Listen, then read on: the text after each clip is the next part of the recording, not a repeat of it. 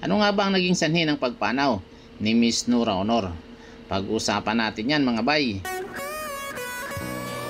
Nitong mga nakaraang linggo nga ay halos magkakasunod na pumanaw ang ilang mga sikat at kilalang mga celebrities ng pelikulang Pilipino, no? At nitong mga huling araw nga ay napabalita rin ang mismong pagpanaw ng ating superstar na si Miss Nora Honor. Ano nga ba ang naging sanhi ng pagpanaw ni Miss Nora Honor? Noong February 2023 kasi mga bay, no? Marami ang nabahala para sa kalusugan ni Miss Nora Honor dahil nga sa kanyang revelasyon tungkol sa 3 minutong pagkamatay niya.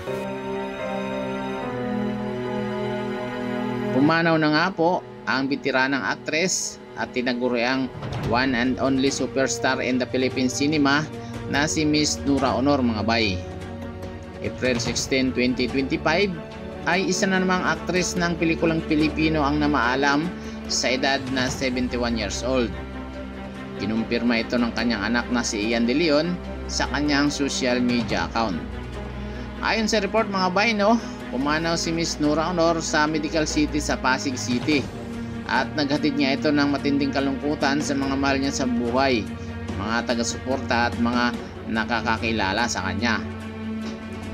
Nora Cabaltera Villamayor sa totoong buhay o mas kilala sa screen name na Nora Honor.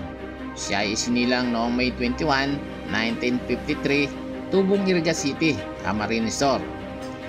Naging isa sa haligi ng pelikulang Pilipino.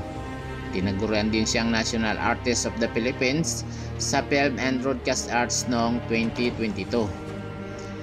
Nagumpisa ang kanyang showbiz career mga bay, no, nang sumali siya at tinanghal na Grand Champion sa tawag ng tanghalan noong May 29, 1967. Mula sa pagtitinda ng tubig sa harapan ng Bicol Train Station noong bata pa, ay naging sikat na mga awit nga at aktres itong si Miss Nora Honor dahil sa kanyang pambihirang talino sa pag-awit at pag-arte mga bay, no? Binago ni Miss Nora Honor ang kalakaran ng Philippine Entertainment nang pumasok nga siya dahil mga mistisang mga aktres nga ang kadalasang iniidolo noon ng publiko. Si Nora Honor ang kauna-unahang aktres na may kayumangging kulay na talaga namang tinangkilik ng madla at dinudumog sa lahat ng mga lugar na kanyang pupuntahan mga bay, no?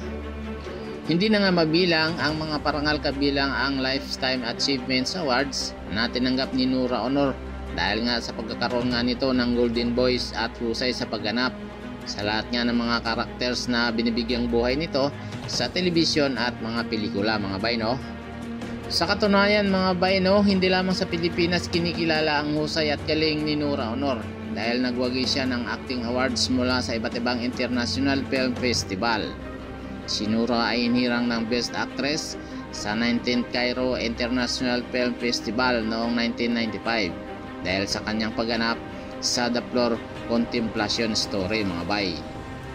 Sa isang panayam kay Miss Nora Honor mga bay, no, ay kinuwento niya na naranasan niyang isakay sa crane dahil nga hindi na nga makontrol ang pagkakagulo ng kanyang mga tagahanga na gusto siyang lapitan, halikan at yakapin. Noong February 20, 2023, maraming nabahala para sa kalusugan ni Nora Honor dahil nga sa kanyang revelasyon tungkol sa 3 minutong pagkamatay niya mga bay, no?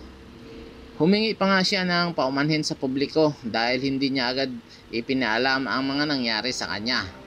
Inilahad din ni Nora na pabalik-balik siya noon sa ospital at may insidenteng nagpadala na nga siya sa ospital dahil bumaba na nga raw ang kanyang blood pressure.